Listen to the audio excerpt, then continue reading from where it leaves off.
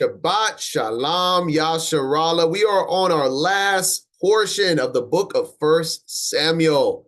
But before we begin, y'all know the deal. Let's ask Abba to lead this reading. Heavenly Abba, high in heaven, hallowed be thy name. Tudah, Heavenly Father, for this day of rest, for setting us apart, giving us a light to walk towards and to walk in.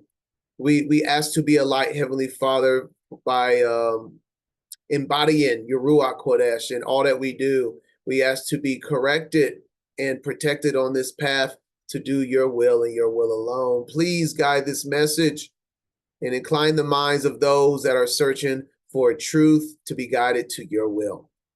Bahashem Yasha, Amen.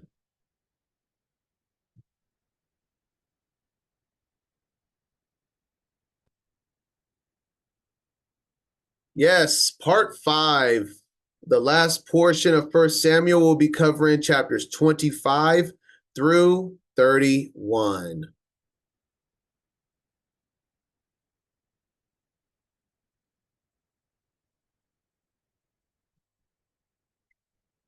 Let's begin. 1 Samuel 25. And Samuel died, and all the Israelites were gathered together and lamented him, and buried him in his house at Ramah. And David arose and went down to the wilderness of Paran. And there was a man in Maon whose possessions were in Carmel, and the man was very great. And he had 3,000 sheep and 1,000 goats, and he was shearing his sheep in Carmel.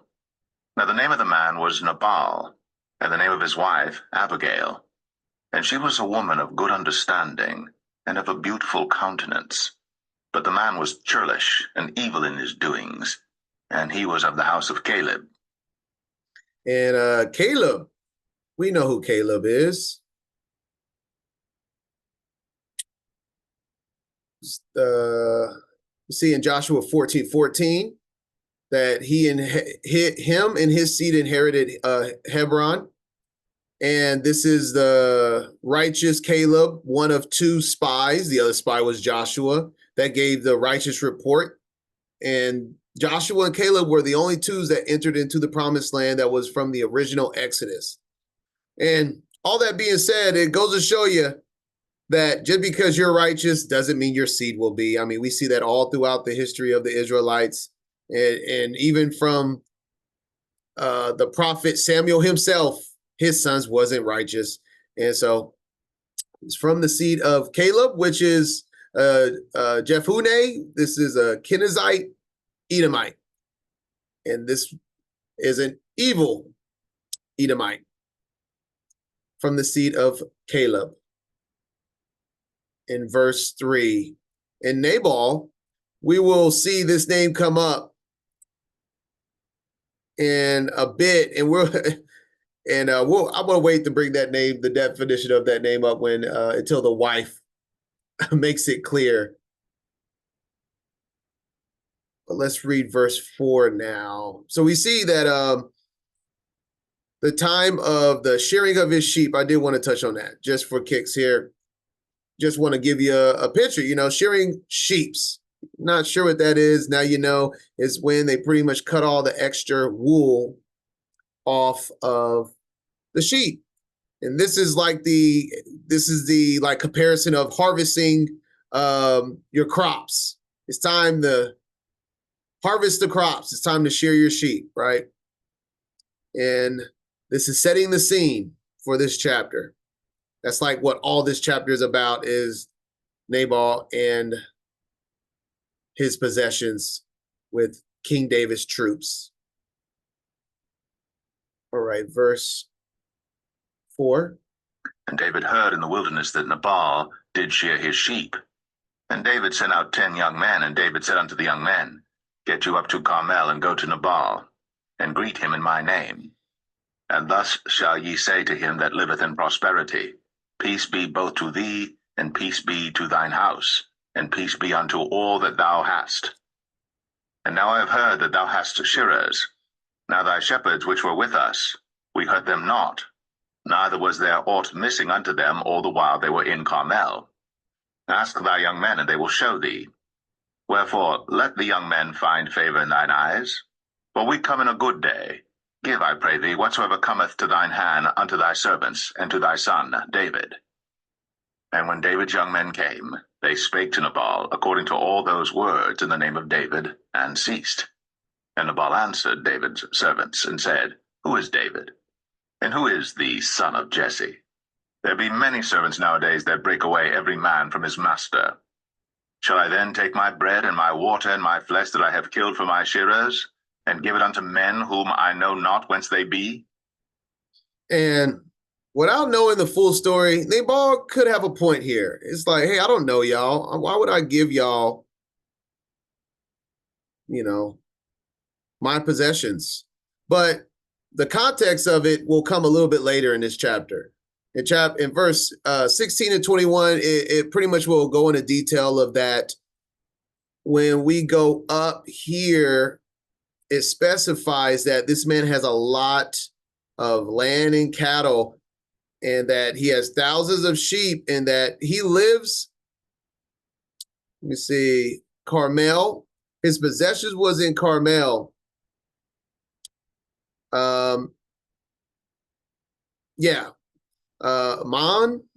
Whatever how you pronounce this. So, in other words, his just breaking it down, David's troops were a part of helping protect all of what Nabal's belongings are, because they are vast in thousands. And that's why David says that we've done only right by you. We haven't taken anything from you. If anything, we've just helped you harvest the shearing of your sheep. And that's the whole idea of what's going on. David's like, okay, for the protection, the work that we've just done around you in a peaceful manner that allow you to flourish, could you just give whatever you can? And that's what David requests here. When David's young men came, what's it? I pray thee, whatsoever cometh to thy hand unto thy servants and to thy son David. So David's just like, whatever you can provide, we'll take it. We'll appreciate it. But Nabal's like, I'm not giving you anything. I don't care. That's just what's going on right now. All right, verse 12. So David's young men turned their way, and went again, and came and told him all those sayings. And David said unto his men, Gird ye on every man his sword. And they girded on every man his sword. And David also girded on his sword. And there went up after David about 400 men, and 200 abode by the stuff. But one of the young men told Abigail, Nabal's wife, saying, Behold, David sent messengers out of the wilderness to salute our master, and he railed on them. But the men were very good unto us, and we were not hurt, neither missed we anything as long as we were conversant with them when we were in the fields. They were a wall unto us both by night and day. All the while we were with them keeping the sheep. You see, there you go, that they were a wall, protection by night and day. They conversed with them. They didn't steal from them. They were good to them. They were allowing the sheep herders and the shearers to do their job. And all David was all like, can you spare anything? And Nabal's just like, no. And so now David is very upset. He's like, this is very, very unrighteous for you to just turn away my men empty-handed. Verse 17. Now therefore know and consider what thou wilt do, for evil is determined against our master, and against all his household. For he is such a son of Belial, that a man cannot speak to him. Then Abigail made haste, and took 200 loaves and 2 bottles of wine, and 5 sheep ready dressed, and 5 measures of parched corn, and 100 clusters of raisins, and 200 cakes of figs, and laid them on asses. And she said unto her servants, Go on before me, behold, I come after you. But she told not her husband Nabal. And it was so, as she rode on the ass, that she came down by the covert of the hill, and behold, David and his men came down against her, and she met them.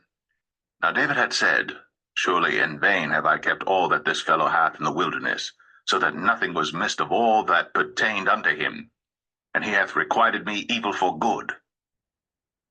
There it is once again, and reading in the ESV over here.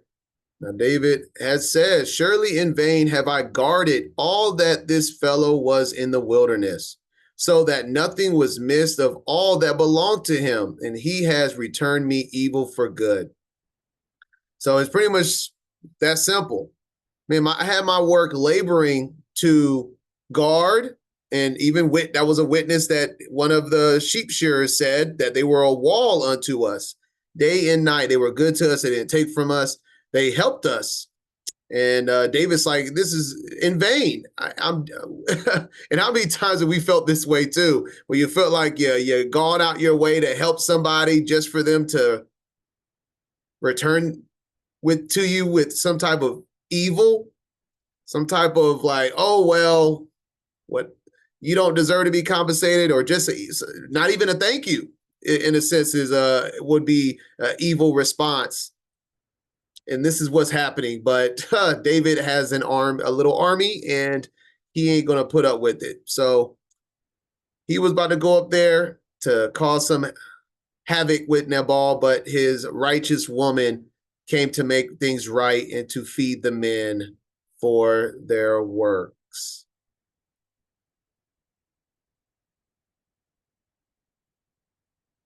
So, and more also do God unto the enemies of David, if I leave of all that pertain to him by the morning light any that pisseth against the wall.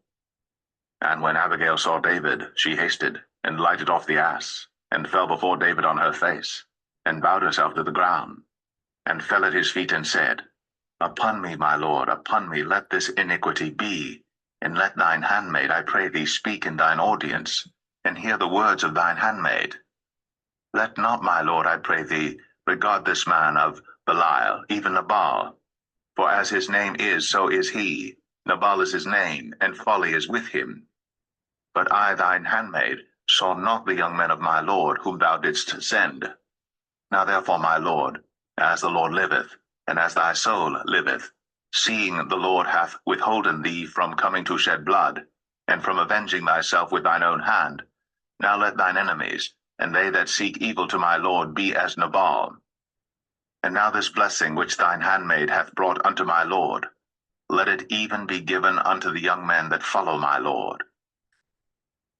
All right. I just wanted to, in verse 25, let not my lord, I pray thee, regard this man of Belial, of the devil. His servant, if you remember, his servant called him that no man could talk to him, from man of Belial. Let me see right here. For he, verse 17, for he is such a son of Belial that a man cannot speak to him. I think we've all met somebody like that. So stubborn, so prideful. Whatever they say, even if they're completely wrong, can't speak to him. So his servant have said this, his wife has called him this, and it says, even Nabal, for as his name is, so is he. Nabal is his name, and folly is with him. So let's look into that. Verse 25. Oh, really?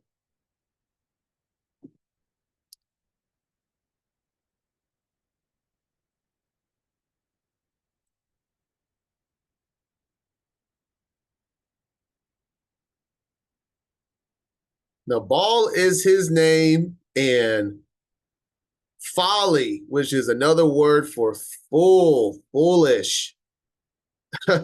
So she's like, he is what his name is. That's crazy. Nabal, I mean, I don't know. Nabal knows his name means foolish, folly, stupid. And I don't know. I don't know how that is to live a life with the name fool. But she's saying he is what his name is. As crazy as that sounds.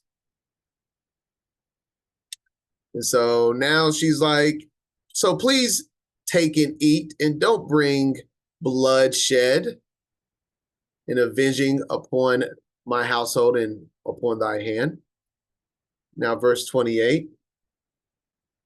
I pray thee, Forgive the trespass of thine handmaid, for the Lord will certainly make my Lord a sure house, because my Lord fighteth the battles of the Lord, and evil hath not been found in thee all thy days. Yet a man is risen to pursue thee and to seek thy soul. But the soul of my Lord shall be bound in the bundle of life with the Lord thy God, and the souls of thine enemies, them shall he sling out, as out of the middle of a sling. And it shall come to pass, when the Lord shall have done to my Lord according to all the good that he hath spoken concerning thee, and shall have appointed thee ruler over Israel, that this shall be no grief unto thee, nor offense of heart unto my Lord, either that thou hast shed blood causeless, or that my Lord hath avenged himself. But when the Lord shall have dealt well with my Lord, then remember thine handmaid.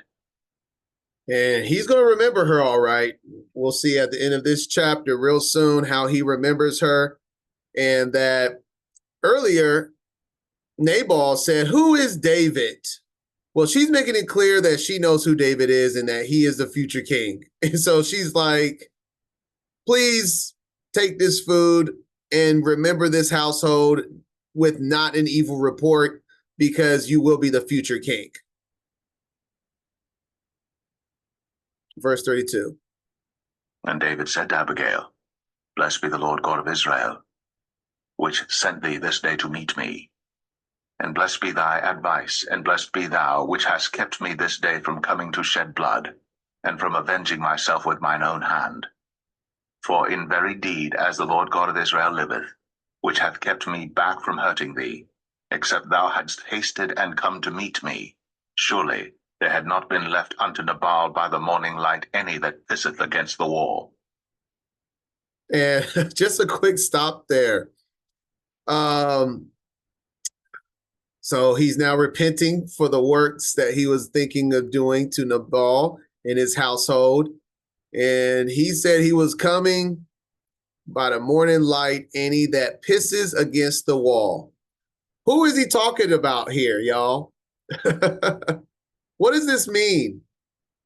Any that pisses against the wall. There we go. Thank you, Keenan. Men. Septuagint makes it clear as well. Verse 34, right? 34, yep.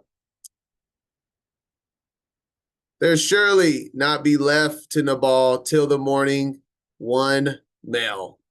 So that's what that means. Just thought that was funny. Like, what a description. Instead of just saying all the males, that's how I wanted to write it, but all right. Verse 35. So David received of her hand that which he had brought him, and said unto her, Go up in peace to thine house. See, I have hearkened to thy voice, and have accepted thy person. And Abigail came to Nabal, and behold, he held a feast in his house, like the feast of a king. And Nabal's heart was merry within him, for he was very drunken. Wherefore she told him nothing, less or more, until the morning light. But it came to pass in the morning, when the wine was gone out of Nabal, and his wife had told him these things, that his heart died within him, and he became as a stone. And it came to pass about 10 days after, that the Lord smote Nabal, that he died. And when David heard that Nabal was dead, he said, Blessed be the Lord, that hath pleaded the cause of my reproach from the hand of Nabal, and hath kept his servant from evil. For the Lord hath returned the wickedness of Nabal upon his own head. And David sent and communed with Abigail to take her to him to wife. Oh, he remembered her all right. It called her, her description was that she was a beautiful woman, if I'm not mistaken. And when the servants of David were come to Abigail to Carmel, they spake unto her, saying, David sent us unto thee, to take thee to him to wife. And she arose, and bowed herself on her face to the earth, and said, Behold, let thine handmaid be a servant to wash the feet of the servants of my lord. And Abigail hasted and arose, and rode upon an ass with 5 damsels of hers that went after her. And she went after the messengers of David, and became his wife. David also took Ahinoam of Jezreel, and they were also both of them his wives. But Saul had given Michal his daughter, David's wife, to Phalti, the son of Laish, which was of Galim. Which was another unrighteous act by Saul. You just can't take someone's wife that hasn't been properly divorced yet and give her to another man. But at this point, I mean, I don't know what Saul is doing right. So just pointing that out. And we're from Nabal here dying 10 days later, 10 days. And this is the fact that David didn't kill Nabal. The Most High pretty much had Nabal die in his own ways, is a pattern that we'll see also that David is using with King Saul. Like he refuses to kill King Saul because he is anointed. And he says the Most High will deal with Saul for me. And that brings me to Exodus 14:14. Feel like this portion that is, for the most part, how David is carrying himself with his adversaries. The Most High will fight for you, and you have only to be silent.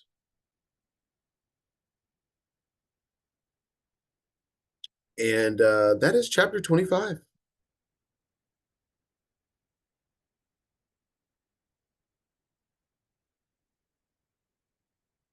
All right, chapter 26 is almost identical to chapter 24. As we see the titles here, David spares Saul again. That's exactly what this chapter is. It's like the same story rewritten for a different scene. But so it's mostly not much to add to it. It's very straightforward. Just this chapter is just showing that the Most High keeps putting David, his adversaries, in the palm of his hand and doing the opposite for Saul. Saul can't get to David, but David can keep getting to Saul. It's showing whose side the Most High is on. Not that there was any debate. 1 Samuel 26. And the Ziphites came unto Saul to Gibeah, saying, Doth not David hide himself in the hill of Hachilah, which is before Jeshimon? Then Saul arose and went down to the wilderness of Ziph, having 3,000 chosen men of Israel with him to seek David in the wilderness of Ziph. And Saul pitched in the hill of Hachilah, which is before Jeshimon, by the way.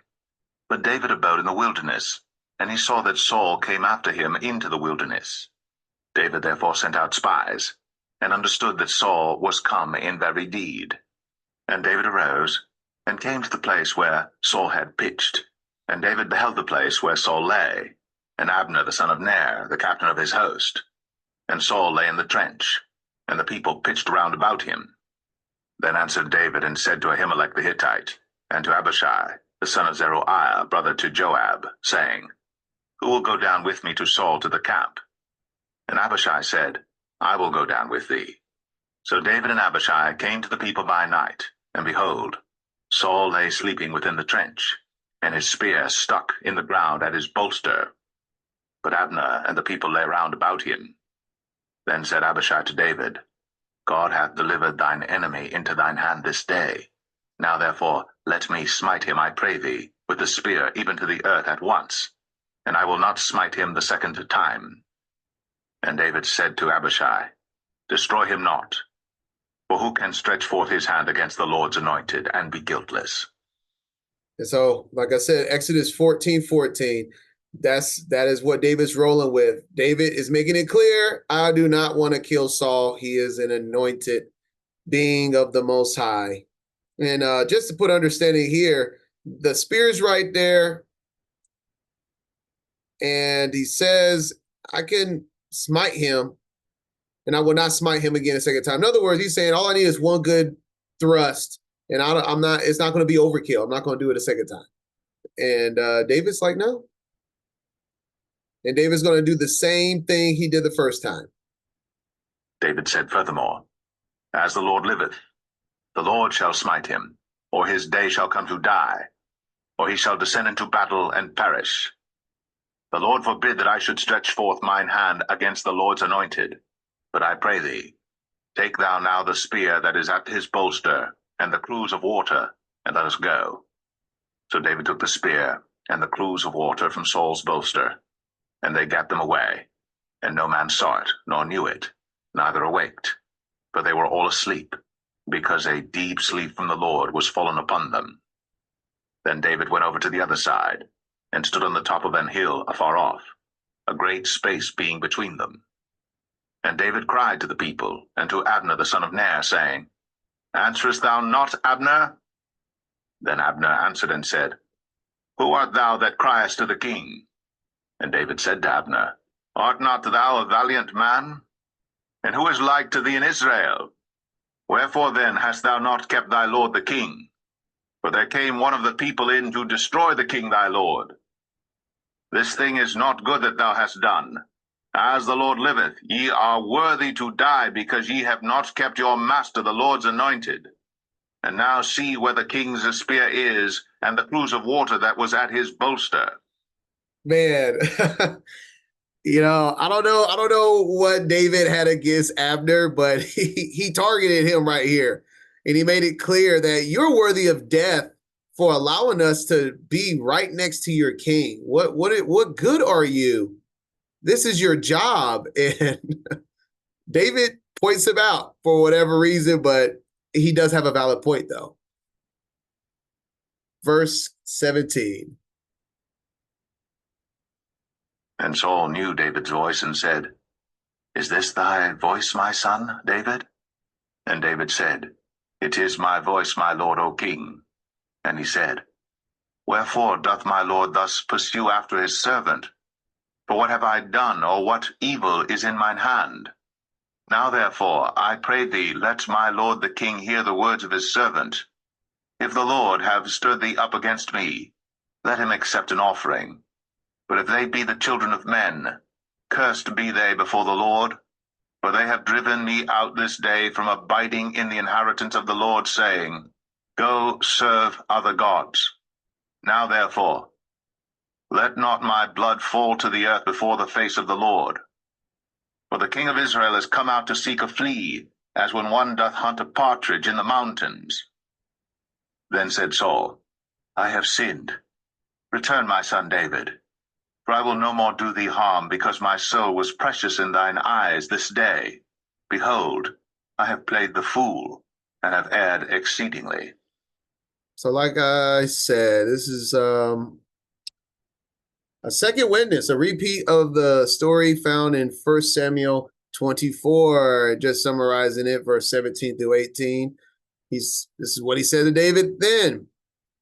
You are more righteous than I, for you have repaid me good, whereas I have repaid you evil. And you have declared this day how you have dealt well with me, in that you did not kill me when the Most High put me into your hands. Same idea of what's going on now. And David answered and said, Behold the king's spear, and let one of the young men come over and fetch it. The Lord render to every man his righteousness and his faithfulness. For the Lord delivered thee into my hand today, but I would not stretch forth mine hand against the Lord's anointed. And behold, as thy life was much set by this day in mine eyes, so let my life be much set by in the eyes of the Lord, and let him deliver me out of all tribulation. Then Saul said to David, Blessed be thou, my son David. Thou shalt both do great things, and also shalt still prevail. So David went on his way, and Saul returned to his place.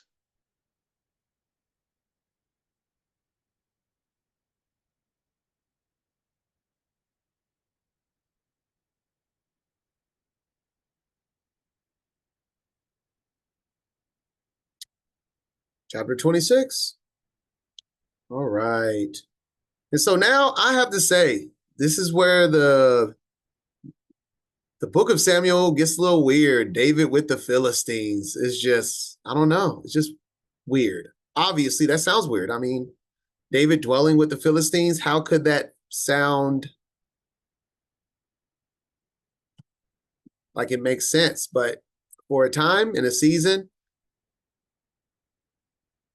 It worked. Chapter 27. 1 Samuel 27. And David said in his heart, I shall now perish one day by the hand of Saul. There is nothing better for me than that I should speedily escape into the land of the Philistines, and Saul shall despair of me, to seek me any more in any coast of Israel. So shall I escape out of his hand. So he's saying, Saul just keeps chasing me, but if I go into the land of the Philistines, he pretty much can't do that anymore. And that's what happens. And David rose, and he passed over with the 600 men that were with him unto Achish, the son of Maoch, king of Gath. And David dwelt with Achish at Gath, he and his men, every man with his household, even David with his 2 wives, Ahinoam the Jezreelitess, and Abigail the Carmelitess, Nabal's wife. And it was told Saul that David was fled to Gath, and he sought no more again for him. So we see Saul hears that David fled to Gath, and Saul's like, well, I'm not going into the land of the Philistines. And so that idea did work, but, it's the Philistines. And we see Achish, king of Gath. He was mentioned at the end of 1 Samuel 21. And so this time around, it's a different scenario. David has a small army. I guess he's more balanced, and they come to an agreement for David to be in the land of Gath, which we'll read more about here now.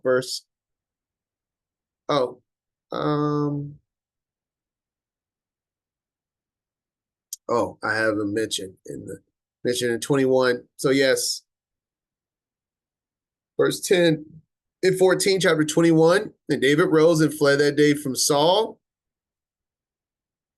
and went to Achish, the king of Gath.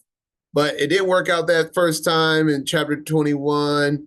Then Achish said to his servants, behold, you see the madman, the man is mad. Why then have you brought him to me?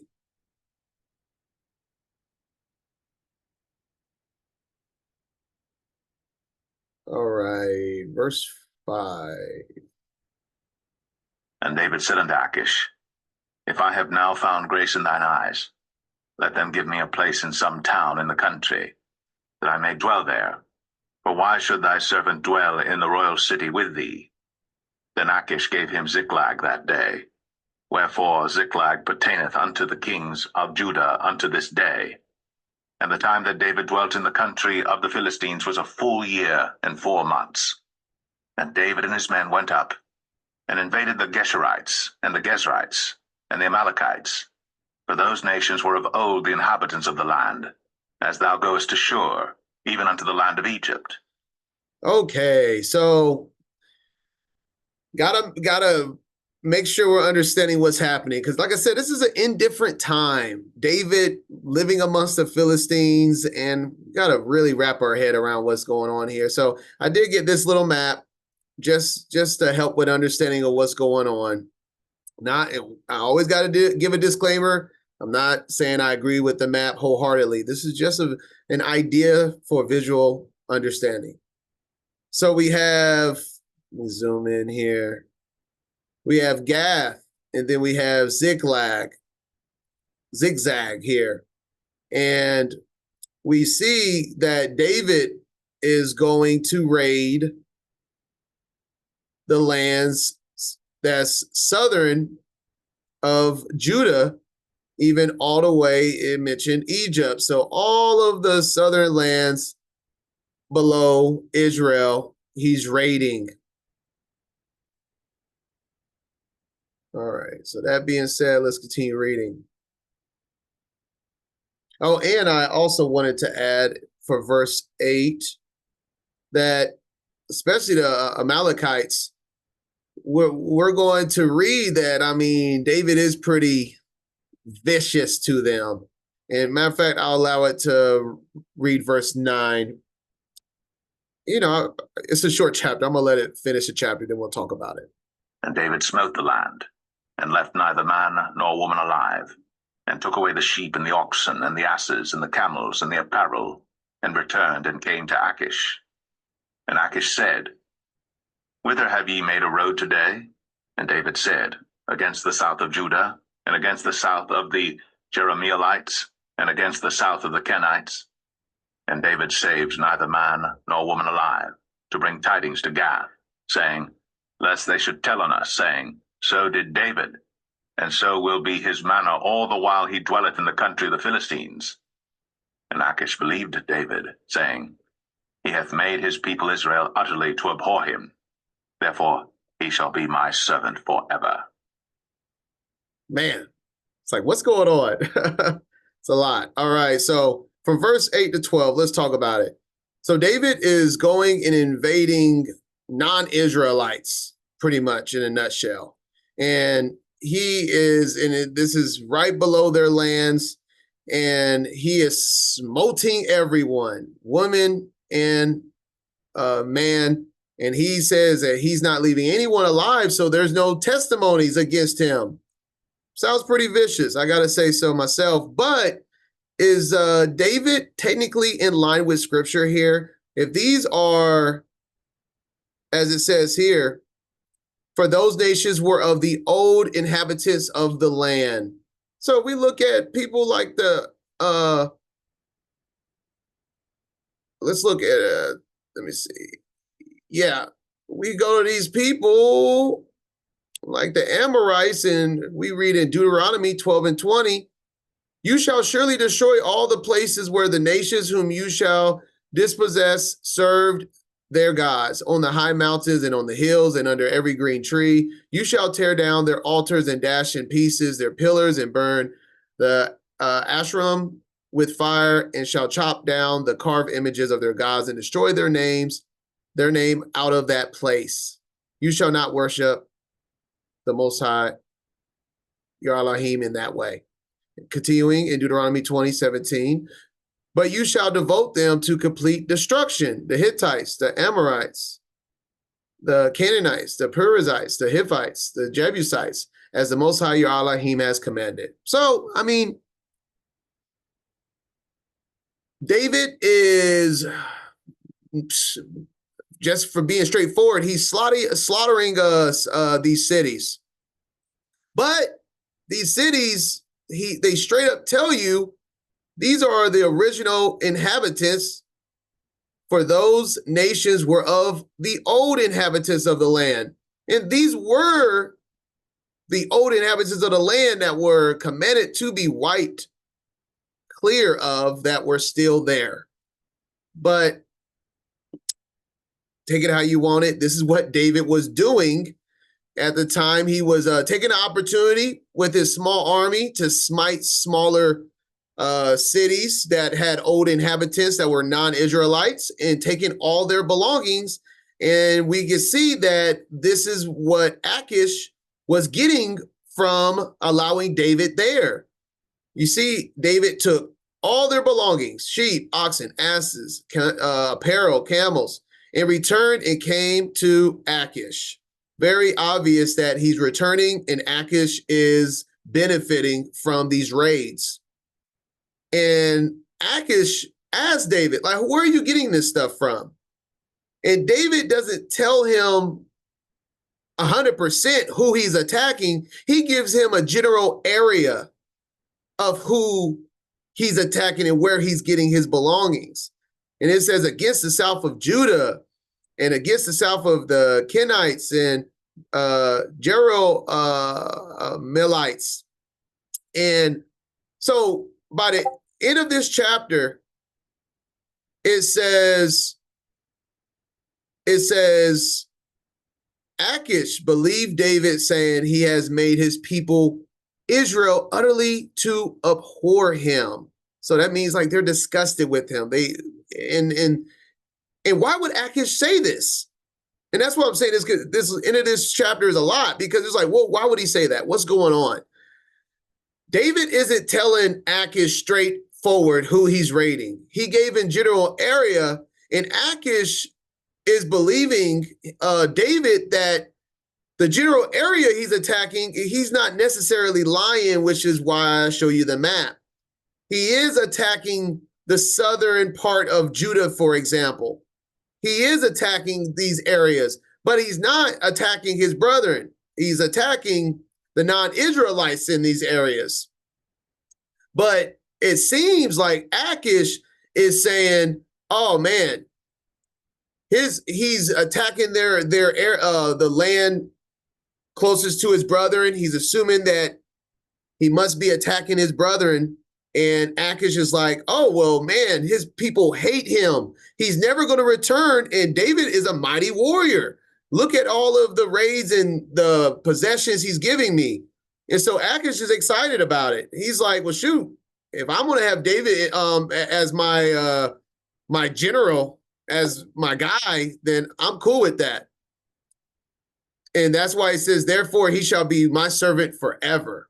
So that's what's going on in a nutshell. Quite a bit to unfold in just a few little verses, but that's kind of why it's a bit to unfold, because it's summarized in such few verses of what's going on in chapter 27. And I also, let me see. I also wanted to read it from verse. Let me see. So I have a note for Septuagint, chapter 27, verse 10. Let's see what I got here.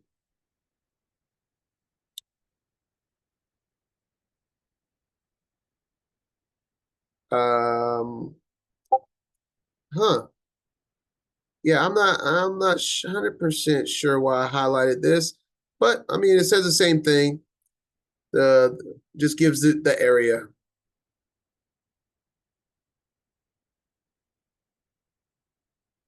All right.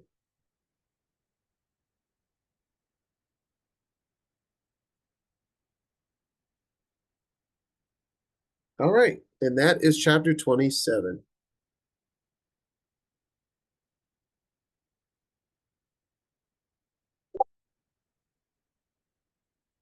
Hey, y'all, could y'all please stop messaging on Discord? I got these notifications on. They blowing up my computer during the live. I appreciate it. Chapter 28. 1 Samuel 28. And it came to pass in those days that the Philistines gathered their armies together for warfare, to fight with Israel. And Achish said unto David, Know thou assuredly that thou shalt go out with me to battle, thou and thy men. And David said to Achish, Surely thou shalt know what thy servant can do. And Achish said to David, Therefore will I make thee keeper of mine head forever. Now Samuel was dead, and all Israel had lamented him and buried him in Ramah, even in his own city. And Saul had put away those that had familiar spirits, and the wizards out of the land. And the Philistines gathered themselves together, and came and pitched in Shunem. And Saul gathered all Israel together, and they pitched in Gilboa. And when Saul saw the host of the Philistines, he was afraid, and his heart greatly trembled. And when Saul inquired of the Lord answered him not, neither by dreams, nor by Urim, nor by prophets. All right, so let's touch on this in verse 2. I'm telling you, the end of 1 Samuel is so weird with this Philistines and David, because we have the Philistines gather their army to fight against Israel. And Achish tells David, "No, surely you're coming with me to battle." And David's like, "Okay, I'm about that life." Like verse 2. David said to Achish, "Surely thou shalt know what thy servant can do." Like, you already know. And that's, I don't know, it's just a little weird. It doesn't, we'll see what happens, but David is strapped up, ready to go to battle against the nation of Israel with the Philistines. So weird. And then, let me see. In verse 3, now Samuel was dead, and all Israel have lamented him. And it says that Saul put away those that had familiar spirits. And so let's touch on that. And wizards out of the land. And we'll see why this is bringing it up. This has everything to do with this chapter. We see Exodus 22:18. Well, this is a commandment. So what Saul originally did was a righteous thing to get rid of the sorcerers, witches, because you shall not permit a sorceress to live. And that is one that are with familiar spirits, which we'll read more into that. Leviticus 19:26. You shall not eat any flesh with the blood. You shall not interpret omens and tell fortunes. And this is the ESV translation I have over here today. In Leviticus 20:27, a man or a woman who is a medium or necromancer. So that's more of a modern day term we're used to. A medium is a familiar spirit. Those that conjure familiar spirits is a medium. Shall surely be put to death. They shall be stoned with stones. Their blood shall be upon them. So this is why Saul put him out the land. But now he's going to be searching for one.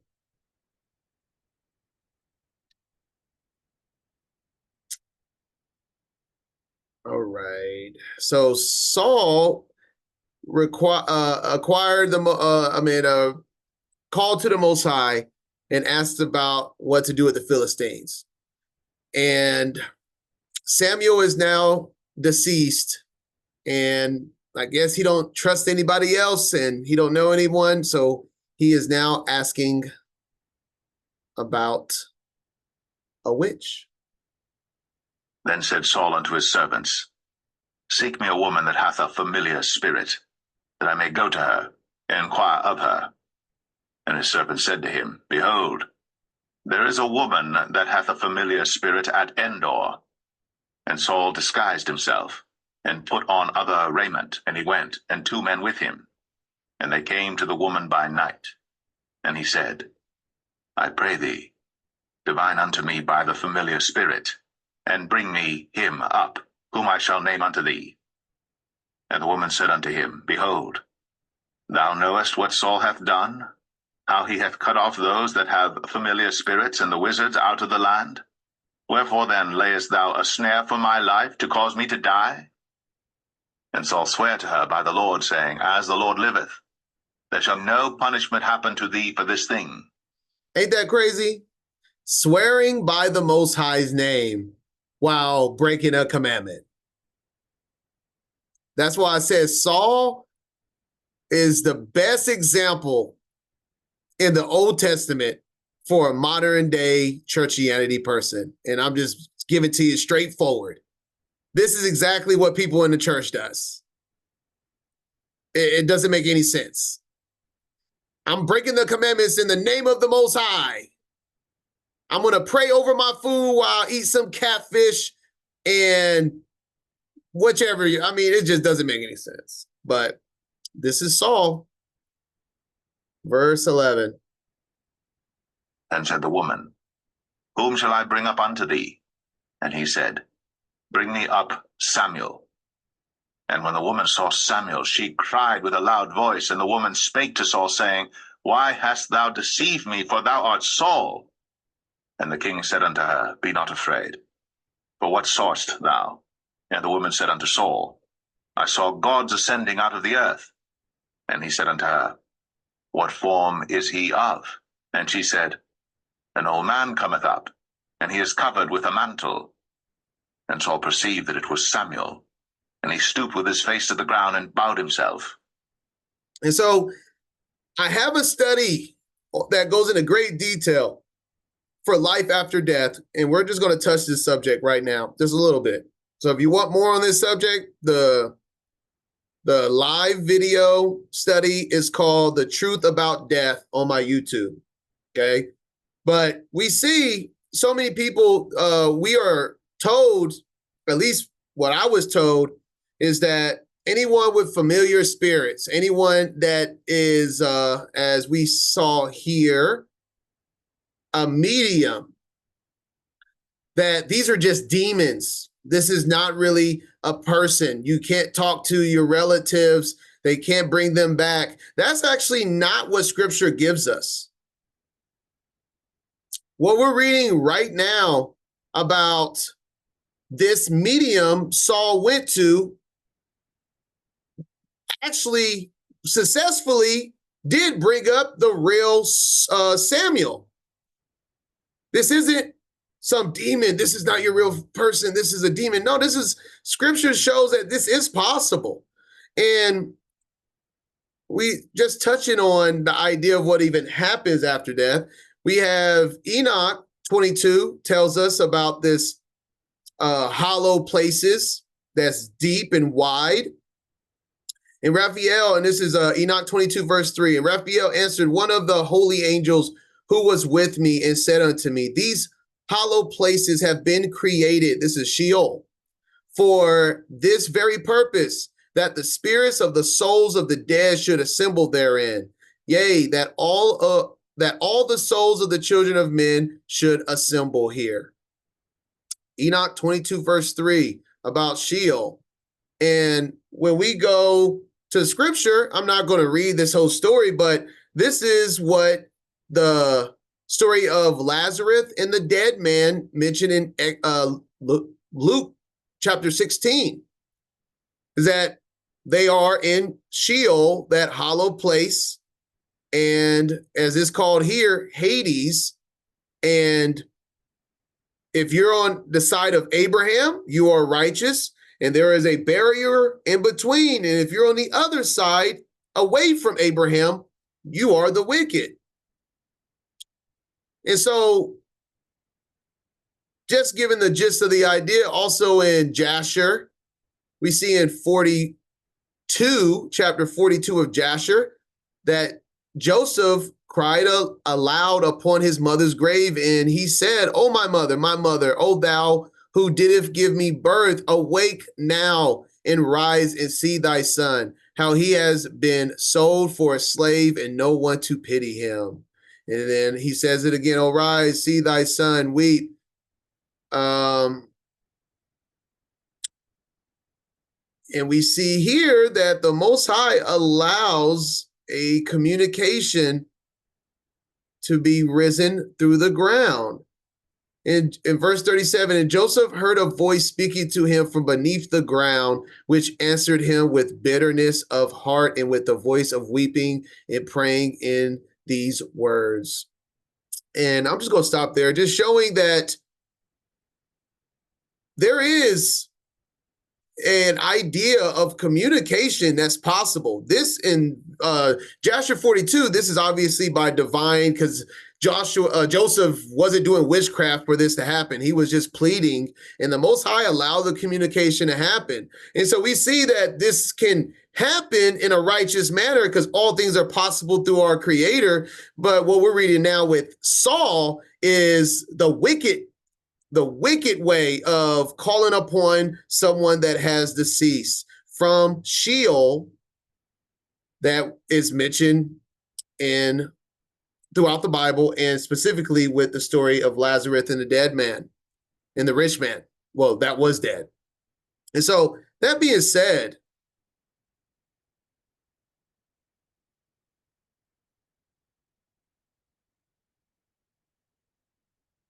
continuing, we see in Isaiah, it confirms this, that this can be a real person, not just some spirit.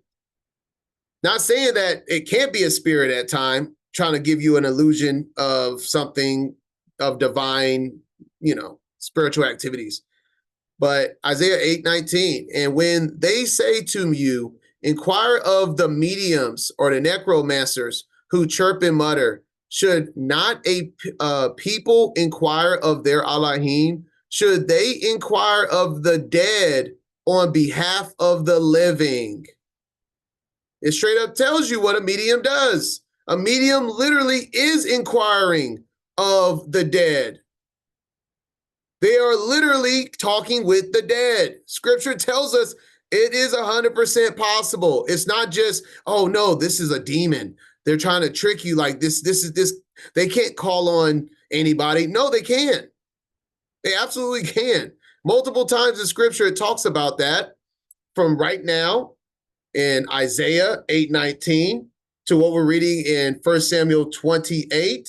And when we go to the Targum's translation for Leviticus 20, verse 6, it reads, and the man who turns aside to inquire of the impostor, or to seek to bring up the dead, and to inquire about the bone of, etc., etc. Once again, just saying, the afterlife, something a lot of us can't fathom to understand, but there is 100% still activity in the afterlife, is my point.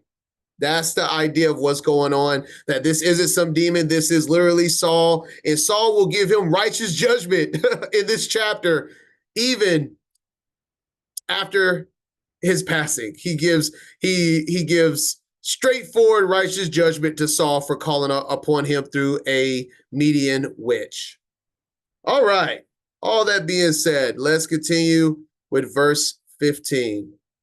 And Samuel said to Saul, why hast thou disquieted me to bring me up? And Saul answered, I am sore distressed, for the Philistines make war against me, and God is departed from me, and answereth me no more, neither by prophets nor by dreams. Therefore I have called thee, that thou mayest make known unto me what I shall do. Then said Samuel, wherefore then dost thou ask of me, seeing the Lord is departed from thee, and is become thine enemy? And the Lord hath done to him as he spake by me. For the Lord hath rent the kingdom out of thine hand, and given it to thy neighbor, even to David. Sounds like Samuel coming with this heat. So Saul's over here. He's like, how dare you call upon me? The Most High has made you his enemy. Why would I be on your side, Saul? Because thou obeyest not the voice of the Lord, nor executest his fierce wrath upon Amalek. Therefore hath the Lord done this thing unto thee this day. Moreover, the Lord will also deliver Israel with thee into the hand of the Philistines. And tomorrow shalt thou and thy sons be with me. The Lord also shall deliver the host of Israel into the hand of the Philistines. Then Saul fell straightway all along on the earth, and was sore afraid because of the words of Samuel. And there was no strength in him, for he had eaten no bread all the day, nor all the night. And the woman came unto Saul, and saw that he was sore troubled, and said unto him, behold, thine handmaid hath obeyed thy voice, and I have put my life in my hand, and have hearkened unto thy words which thou spakest unto me. Now therefore, I pray thee, hearken thou also unto the voice of thine handmaid, and let me set a morsel of bread before thee, and eat, that thou mayest have strength when thou goest on thy way. But he refused, and said, I will not eat. But his servants, together with the woman, compelled him, and he hearkened unto their voice. So he arose from the earth, and sat upon the bed. And the woman had a fat calf in the house, and she hasted and killed it, and took flour and kneaded it, and did bake unleavened bread thereof.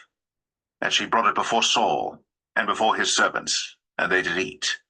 Then they rose up, and went away that night.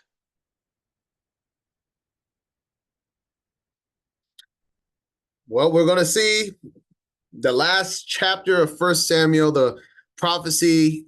The prophet Samuel is still giving prophecies after death, thanks to King Saul calling him out of his rest. In verse 19, moreover, the Most High will also deliver Israel with thee into the hand of the Philistines. And tomorrow shalt thou and thy sons be with me in death. And the Most High also shall deliver the host of Israel into the hand of the Philistines.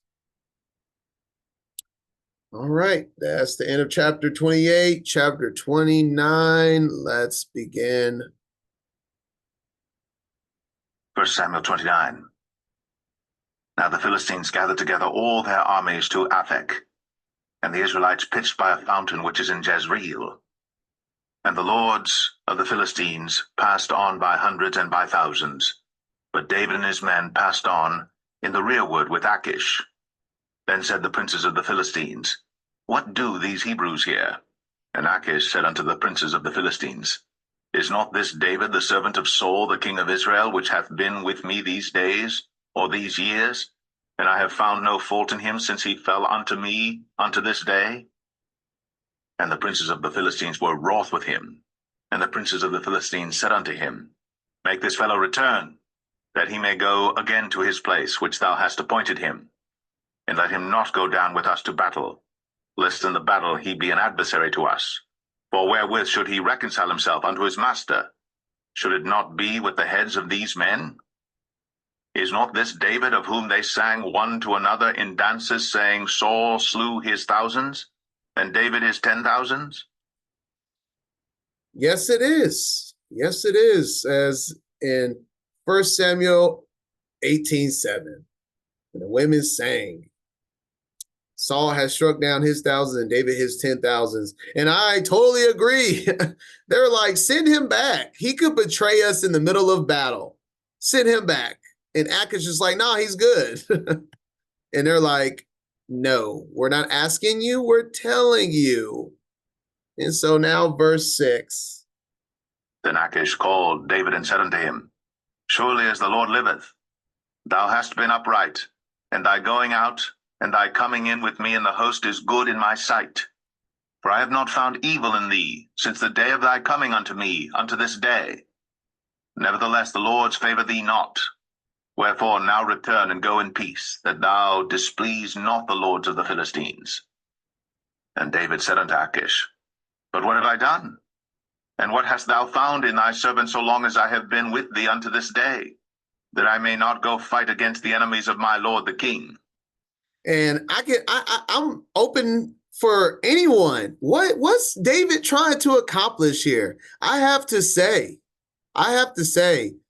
it's like, David, do you really want to go and battle against Israel? Very, like I said, end of the chapter, the end of 1 Samuel with the David and Philistines is just baffling to me. The interaction and the camaraderie of Achish and David. And David almost pleading with Achish to go to war. I'm dumbfounded about it. Honestly, don't really have much words. But that is what's happening right here. Don't know the angle. Doesn't really express the angle that is, I guess, David's mindset is going right now. All right, last verse. And Achish answered and said to David, I know that thou art good in my sight, as an angel of God. Notwithstanding, the princes of the Philistines have said, He shall not go up with us to the battle. Wherefore now rise up early in the morning with thy master's servants that are come with thee, and as soon as ye be up early in the morning and have light, depart. So David and his men rose up early to depart in the morning, to return into the land of the Philistines. And the Philistines went up to Jezreel. In 1 Chronicles chapter 12 recaps this time. 12:19. Some of the men of Manasseh deserted to David. So they actually went into David to help. He was that's what they're saying, a part of the 400 to 600 men that are with him. When he came with the Philistines for the battle against Saul, yet he did not help them, for the rulers of the Philistines took counsel and sent him away, saying, at peril to our heads, he will desert to his master Saul, that he would end up helping Saul. And obviously this was of divine order because, come on, there's just no way the Most High would have allowed King David and his troops going head to head with Saul. I mean, man, that would have been weird. So that's that. And that is chapter 29. All right, now chapter 30.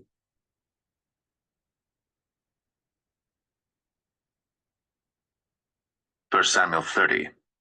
And it came to pass, when David and his men were come to Ziklag on the third day, that the Amalekites had invaded the south and Ziklag, and smitten Ziklag, and burnt it with fire, and had taken the women captives that were therein, They slew not any, either great or small, but carried them away, and went on their way. So David and his men came to the city, and behold, it was burned with fire, and their wives and their sons and their daughters were taken captives. Then David and the people that were with him lifted up their voice and wept until they had no more power to weep. And David's 2 wives were taken captives, Ahinoam the Jezreelitess, and Abigail the wife of Nabal the Carmelite. And David was greatly distressed. But the people spake of stoning him, because the soul of all the people was grieved, every man for his sons and for his daughters. But David encouraged himself in the Lord his God. And David said to Abiathar the priest, Ahimelech's son, I pray thee, bring me hither the ephod. And Abiathar brought thither the ephod to David. And David inquired at the Lord, saying, Shall I pursue after this troop? Shall I overtake them? And he answered him, Pursue, for thou shalt surely overtake them, and without fail recover all. So David went, he and the 600 men that were with him, and came to the brook Besor, where those that were left behind stayed. But David pursued, he and 400 men, for 200 abode behind, which were so faint that they could not go over the brook Besor. And they found an Egyptian in the field, and brought him to David, and gave him bread, and he did eat, and they made him drink water. And they gave him a piece of a cake of figs, and 2 clusters of raisins.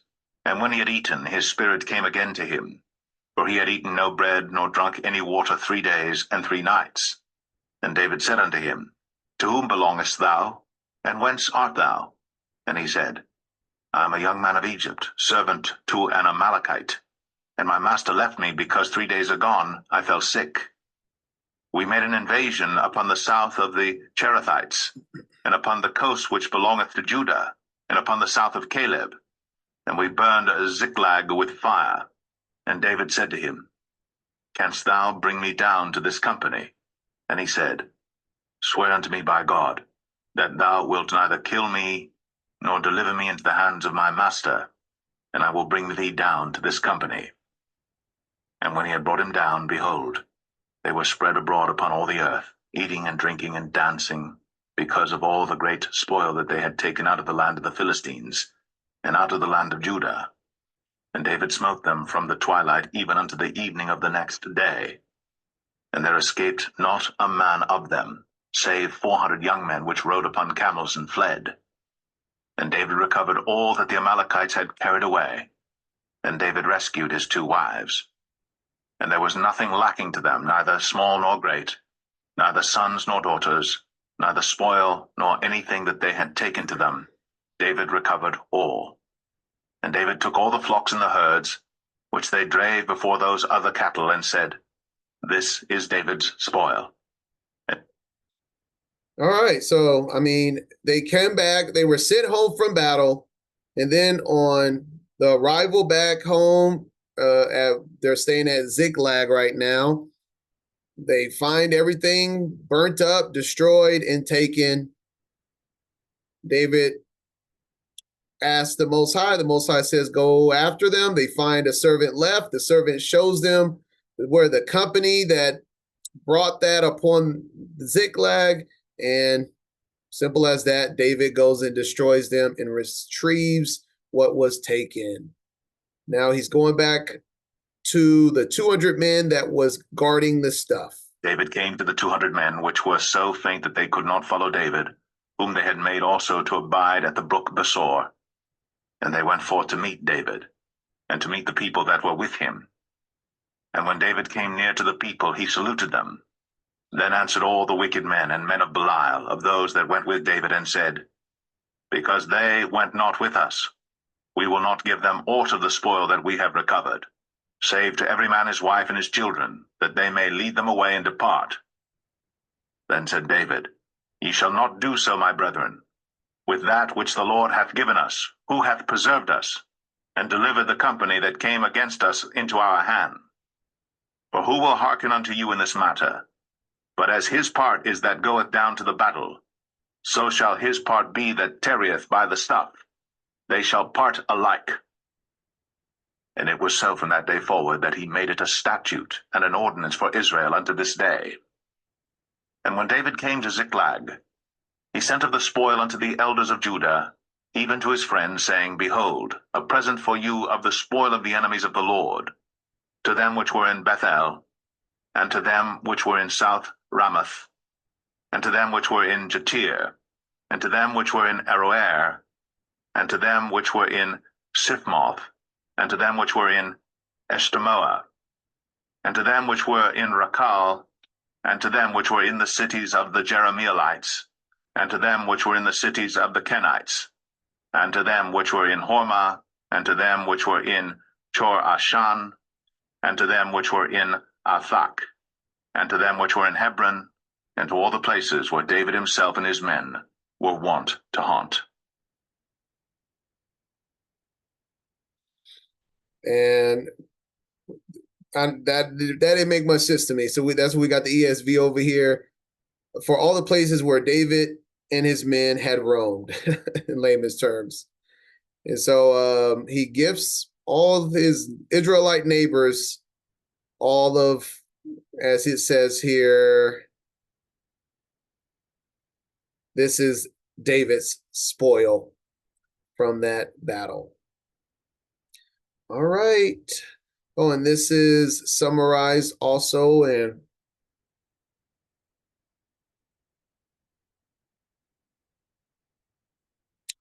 First Chronicles chapter 12, verse 20 and 21. As he went to Ziklag, his men of Manasseh deserted to him. The men of Manasseh, the chiefs, thousands in Manasseh, and they helped David against the band of raiders, for they were almighty men of valor and were commanders in the army. Chapter 31 of 1 Samuel, and the book will be completed. Let us read. 1 Samuel 31. Now the Philistines fought against Israel, and the men of Israel fled from before the Philistines, and fell down slain in Mount Gilboa. And the Philistines followed hard upon Saul and upon his sons. And the Philistines slew Jonathan and Abinadab and Malchishua, Saul's sons. And the battle went sore against Saul, and the archers hit him, and he was sore wounded of the archers. Then said Saul unto his armor-bearer, Draw thy sword, and thrust me through therewith, lest these uncircumcised come and thrust me through and abuse me. But his armor-bearer would not, for he was sore afraid. Therefore Saul took a sword and fell upon it. And when his armor-bearer saw that Saul was dead, he fell likewise upon his sword and died with him. So Saul died, and his 3 sons, and his armor-bearer, and all his men, that same day together. All right. And we know that is a fulfillment of the prophecy we just read by Samuel.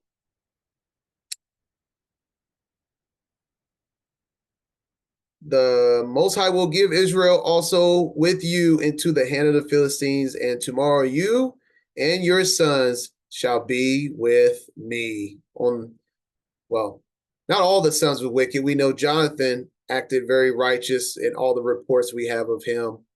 So I hope Jonathan at least made it.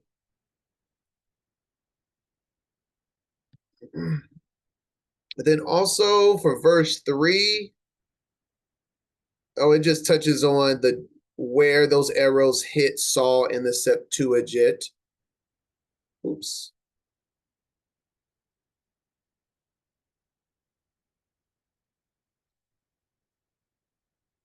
Let's see. Yeah, verse 3. Even the archers find him, and he was wounded under the ribs. So they were fatal. Saul knew he was dying, and he finished his own job. So they wouldn't find him alive and torture him. All right, now verse 7. And when the men of Israel that were on the other side of the valley, and they that were on the other side, Jordan, saw that the men of Israel fled, and that Saul and his sons were dead, they forsook the cities and fled, and the Philistines came and dwelt in them. And it came to pass on the morrow, when the Philistines came to strip the slain, that they found Saul and his 3 sons fallen in Mount Gilboa. And they cut off his head, and stripped off his armor, and sent into the land of the Philistines round about to publish it in the house of their idols, and among the people. And they put his armor in the house of Ashtoreth, and they fastened his body to the wall of Bethshan. And when the inhabitants of Jabesh Gilead heard of that which the Philistines had done to Saul, all the valiant men arose and went all night, and took the body of Saul and the bodies of his sons from the wall of Bethshan, and came to Jabesh, and burnt them there. And they took their bones, and buried them under a tree at Jabesh, and fasted 7 days. And that is the end of Saul, which is also the end of the book of 1 Samuel. And in closing, 1 Chronicles chapter 10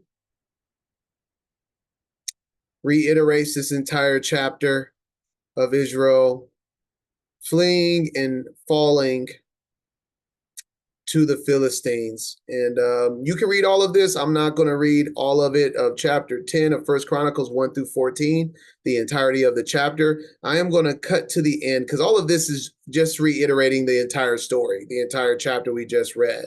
I'm going to read the end of this chapter, which leaves us with a message that I think is said well for the end of Saul's life here. Let me see, verse 13 and 14. So Saul died for his breach of faith. He broke faith with the Most High, Haya, in that he did not keep the command. Say, what? How do you break faith with the Most High? When you choose not to keep the commandments. Man. It also consulted a medium seeking guidance. He did not seek guidance from the Most High. Therefore, Haya put him to death and turned the kingdom over to David, the son of Jesse. Couldn't have said it better than myself. That's this disobedience in Saul was the entire reason for him to die that way, to the point that he even committed suicide, which is an unrighteous act in itself. He died unrighteously just as he lived. But all that being said, that is the completion of the book of 1 Samuel. I pray that this was a baraka to your ruach. Shabbat shalom, and may Abba Baruch your week. Shalom.